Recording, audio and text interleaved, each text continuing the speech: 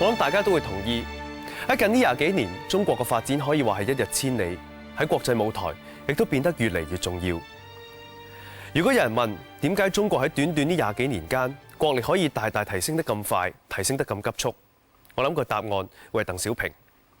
鄧小平喺文革結束後第3次上台，主張經濟開放，令到中國有翻天覆地嘅改變。而鄧小平仲提出咗一樣前所未有嘅改變，喺中國推行有中國特色嘅社會主義。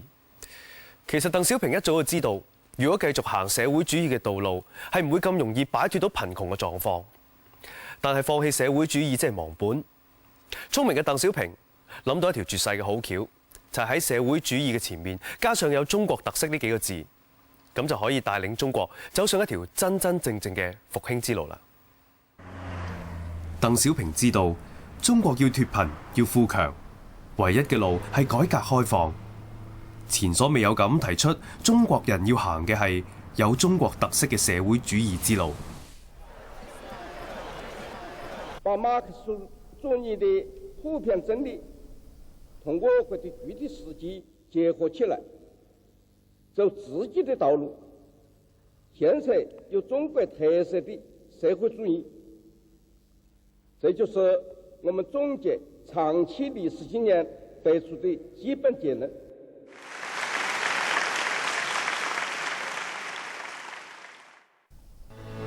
鄧小平一上場就積極推行4個現代化，即係農業、工業、國防同埋科技呢4方面都要改革。佢認為只有改革，中國先至會有生機。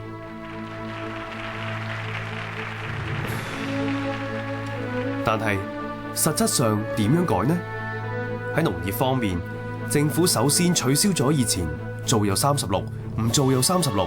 大家等食大鑊飯嘅人民公社制度，而實行包產到戶或責任制，目的係等啲農民可以控制翻自己塊農田嘅產量之外，仲可以將額外剩餘嘅農產品攞去賣，賺取利潤，實行多勞多得。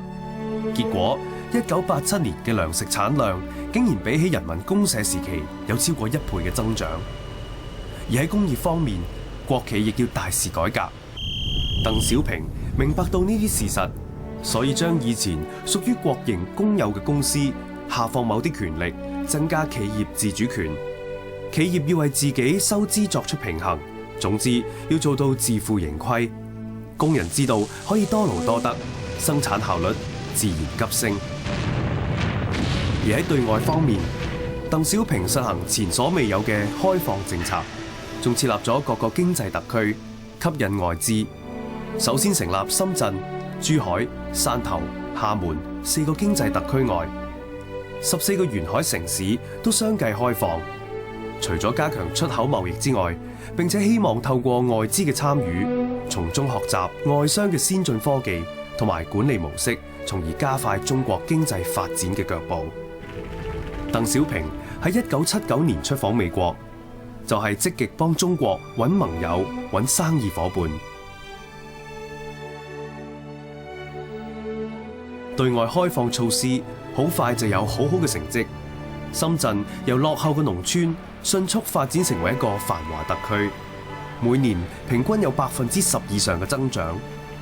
而中美貿易額亦由1972年嘅9200萬美元急升至1986年嘅135億美元。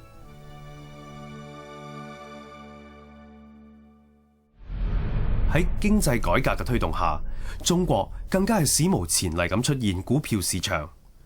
中國喺1986年推出咗第一隻公開發售嘅股票——上海飛樂股票。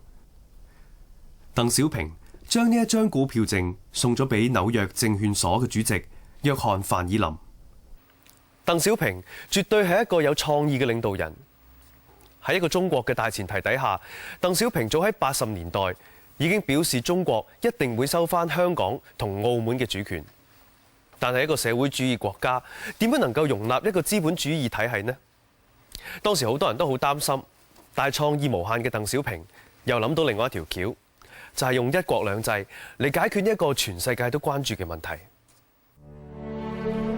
鄧小平另一個創舉就係提出一國兩制嘅構想。去解決港澳人民對回歸中國嘅憂慮。鄧小平喺80年代提出一國兩制，希望將香港、澳門、台灣成為中國嘅特別行政區。喺一個國家嘅大前提底下，佢哋可以實行同大陸唔同嘅制度，收翻嘅地方會由翻當地人自己管理，即係高度自治。中國喺80年代中分別同英國同葡萄牙簽訂聯合聲明，簽訂香港同澳門分別會喺1997同99年以一國兩制嘅方式回歸中國。香港回歸10年，繼續繁榮穩定，鄧小平嘅構想得以落實。而事實上，鄧小平喺80年代喺中國推行咗一系列嘅經濟改革，的而且確係令到少部分嘅人富起上嚟，但大部分嘅人佢哋嘅生活又係點呢？經濟急速發展，亦都令到中國社會無可避免咁要面對一啲新嘅危機同埋新嘅問題。而喺鄧小平年代嘅中國，最嚴峻嘅考驗可以話係1989年嘅6·4事件。鄧小平嘅經濟改革亦都帶嚟隱憂，引發社會矛盾同危機。為咗要令中國經濟有起色，鄧小平引入好多屬於資本主義嘅概念，但係同時又冇廢除舊有嘅經濟體系，雙重體制嘅矛盾引起連串問題。其中一樣令人民不滿嘅係產品嘅價錢。本來喺改革之後，產品嘅價格應該由市場嘅供求關係自動調節，但係政府又同時保留咗個官方價格。雙軌制嘅出現，令到有人可以以官方低價買入產品，然後拎去市場以高價賣出，利用制度嘅漏洞去謀取暴利，令人民不滿。而開放產品價格嘅另一個棘手問題，就係容易造成通貨膨脹，直接影響民生。物價嘅增長速度比起經濟增長速度更加快。1988年，中國嘅經濟增長有17%，但係通貨膨脹率竟然高達26%。雖然人民賺嘅錢係多咗，但係可以買到嘅嘢就越嚟越少，生活亦都越嚟越艱難。除咗通貨膨脹，經濟嘅轉型同國企嘅改革，亦都造成下崗工人問題。以往國家有責任聘請人民做工人，保持工人生計，但係到咗改革時期，私營企業開始抬頭，為咗保持競爭力，好多國企都大量裁員，甚至有部分國企支持唔住而倒閉，結果造成大量失業嘅下崗工人，引起社會不安。改革開放亦對中國新一代嘅知識分子帶嚟思維上嘅衝擊。喺1989年嘅4月開始，大學生喺天安門結集，向政府表達不滿同埋佢哋嘅訴求。聚集喺天安門嘅群眾來自全國各地，冇人估計到最後政府要出動到軍隊同埋坦克車去驅散集結嘅人群。喺6·4事件之後，鄧小平受到來自國內外唔同聲音嘅譴責，認為中國政府唔應該以咁嘅手法去處理問題，令到政府嘅管治威信受到影響。1992年，鄧小平決定南巡，特別係再次嚟到佢一手策劃嘅深圳特區，喚醒大家要好好記住10年嚟嘅經濟改革成果。而且喺南巡期間，發表咗多次講話，以表示佢對改革開放路線嘅堅持。鄧小平對中國嘅貢獻可以話係毋庸置疑，而且佢仲2次俾《時代週刊》選佢為年度風雲人物，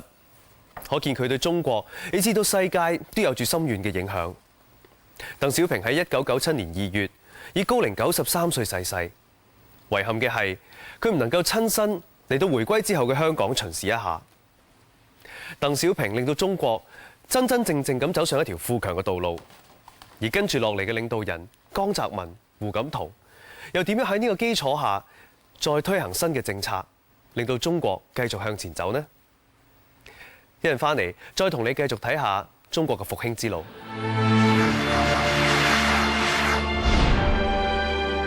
90年代嘅中國朝氣勃勃，除咗繼續強勁嘅經濟發展之外，更加致力同世界接軌，甚至乎衝出地球走向太空。兩位領導人江澤民同胡錦濤點樣可以將中國繼續推向另一個高峰？而期間佢哋又要面對啲咩危機同埋困難呢？1989年6月，江澤民喺中共第13屆四中全會入面當選為新一任嘅中共中央總書記，開始帶領中國繼續進行改革開放，準備迎接新世紀嘅來臨。主張穩定壓倒一切嘅江澤民，基本上貫徹鄧小平嘅思想理念。喺1992年嘅中國共產黨14大會議入面，正式提出建立社會主義市場經濟體系。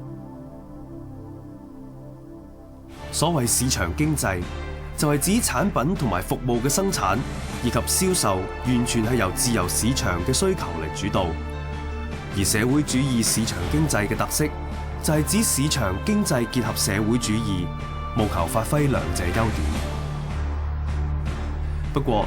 經濟發展加快嘅同時，通貨膨脹嘅問題日益嚴重。結果，江澤民帶領嘅中央政府就喺1993年推出加強同改善宏觀調控嘅16項措施。所謂嘅宏觀調控，就係指政府實施政策措施嚟調節市場嘅供應同需求，以防止通貨膨脹過熱而造成嘅經濟問題。經歷過3年嘅努力，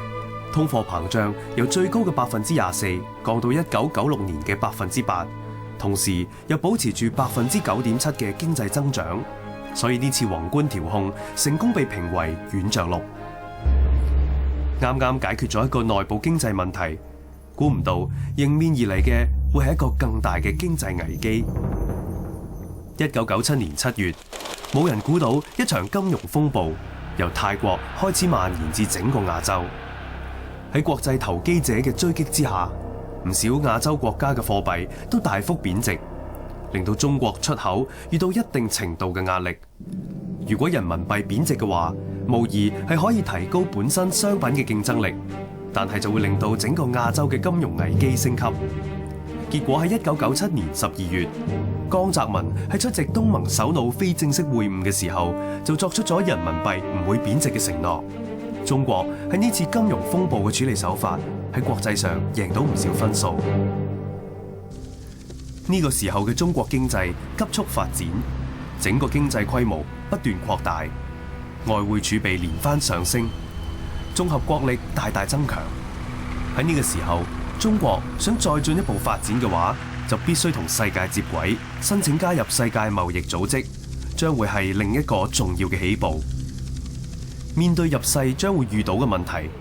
國內時不時傳出憂慮嘅聲音。最後喺北京時間2001年11月10日23點38分，一錘定音，中國正式成為世貿組織成員。之後除咗要面對大量嘅商機同埋外來資金之外，仲要接受大批外資企業同商業上對手嘅挑戰同競爭。中國已經喺國際舞台上扮演住重要嘅角色。喺2001年，江澤民領導嘅中國政府成功攞到2008奧運嘅主辦權。呢個以同一個世界、同一個夢想作為口號嘅世界體壇盛事，將會喺2008年8月8日夜晚8點鐘喺北京正式舉行。到時，全世界嘅目光都會集中喺北京，所以大家普遍認為北京奧運會將中國帶去另一個高峰。作為江澤民嘅接班人，胡錦濤喺02年接任中共中央總書記，03年當選國家主席。中國發展嘅前路喺打通咗向世界嘅經濟大門之後，究竟下一站又喺邊度呢？答案係宇宙。2003年10月15號，中國人探索宇宙嘅先頭部隊正喺戈壁沙漠嘅酒泉衛星發射中心準備出發。5點20分，胡錦濤嚟到同中國第一位上太空嘅航天員楊利偉打氣。到咗北京時間9點正，38歲嘅楊利偉坐住中國自己開發嘅載人飛船神舟5號升空。中國亦都成為第3個將人送入太空嘅國家。神五升空之後，中國航天事業繼續急速發展。喺05年就有神6成功運載備晉龍同聶海勝升空。到咗07年，中國嘅探月衛星嫦娥1號更加成功喺月球影咗唔少珍貴同有科研價值嘅相翻嚟。除咗努力向太空發展，穩固國家根基，致力擴大經濟發展區域範圍，亦都係胡錦濤上任之後着手推行嘅政策。2006年7月1日，全世界海拔最高、路線最長嘅高原鐵路青藏鐵路正式通車，吸引咗世界各地嘅傳媒關注。因為呢條鐵路嘅通車，代表咗中國開發大西北嘅計劃又跨進咗一大步。的而且確，中國近年嚟得到嘅種種成就真係得嚟不易，而且仲要得到世界嘅認同。喺呢張咁漂亮嘅成績表背後，其實都隱藏住好多個問題，包括經濟過熱、通貨膨脹以及下崗工人嘅問題等等，一直都係中國嘅隱憂。由江澤民確立嘅社會主義市場經濟，雖然為中國帶嚟咗非常可觀嘅經濟增長，但係就造成中國前所未有嘅經濟問題——股票熱潮。1992年8月5日，一個18公斤重嘅包裹寄到深圳，裡面嘅2800張身份證，全部都係為咗認購新股而寄出。5日之後，2000幾萬張身份證竟然從全國各地寄到深圳搶購新股，認購新股熱潮一發不可收拾。而另一方面，通貨膨脹問題比以前更嚴重。由1992年下半年開始，鋼材、水泥、木材嘅價格比上一年升咗50%以上，全國消費品價格平均上升咗13%。雖然中國政府多次實行宏觀調控解決經濟過熱問題，但係仍然未能夠徹底解決通貨膨脹問題。而下崗工人嘅問題到而家依然困擾中國政府。雖然政府已經想盡辦法增加再培訓計劃同埋就業機會，但係2006年全國失業人數仍然高達數以千萬計，而且失業人數仲不斷攀升。而喺社會上，中國仍然要面對一啲長久以嚟都困擾住佢嘅危機，就好似人口同埋貧富懸殊嘅問題。直到2003年為止，中國一共有7億4千萬嘅勞動力，其中入咗城嘅農民工就大約2億，佢哋依家仍然從事緊一啲低收入嘅勞動工作，再加埋需要脫貧嘅3000萬人，問題嚴重。針對呢個問題，中國政府就喺2006年1月1號廢除農業稅，減輕人民負擔，令到唔少農民受惠。長久以嚟，中國都受到水災困擾。1991年，華東水災災情嚴重。1998年嘅水災更加可以話係20世紀以嚟最嚴重嘅一次。受災地區包括湖北、湖南、四川、江西等嘅省份，受災人數高達2億2千萬人。最後，中國政府甚至要動員全國嘅解放軍一齊救災抗洪。直到今時為止，中國每年出現嘅水災問題仍未徹底解決。有啲危機可以借鑑前人嘅經驗去解決，但有啲危機從來未遇過，亦無跡可尋。喺2003年，一個大家毫無防備嘅危機一下子爆發，呢個就係非典型肺炎。由當年嘅3月中起，中國廣東省、香港同埋北京同時爆發非典型肺炎，其後更加喺全球各地廣泛擴散，造成超過8000人染病，近800人死亡。沙士嘅爆發暴露咗中國喺通報同埋對抗疫症嘅制度上仍然未能達到國際水平。擺喺中國政府面前嘅仲有貪污腐敗、環境污染、食物安全，以至到人權問題等等，都係有待解決嘅。睇完4集嘅復興之路，睇過每一個時代嘅歷史教訓，我哋有冇變得更加聰明呢？每一個風雲人物解決危機嘅方法，有冇令到你得到啲咩啟示呢？我諗一個人，甚至乎一個民族，如果要變得更加聰明，要不斷進步，除咗要了解歷史之外，仲要識得居安思危，以聰明嘅手法去化解一個個嘅危機。咁一個民族、一個國家，先至可以真真正正咁走上復興之路。